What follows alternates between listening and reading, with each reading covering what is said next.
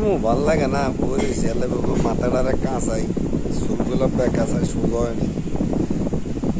বয়স চলতে আছে 13-14 বছর, যা কিন্তু বয়স হয়েছে। মাত্র একটা চিরুনি কিনলাম 5 টাকা দিই, আর 10 টাকা দিই কালকে ঢাকা শহর।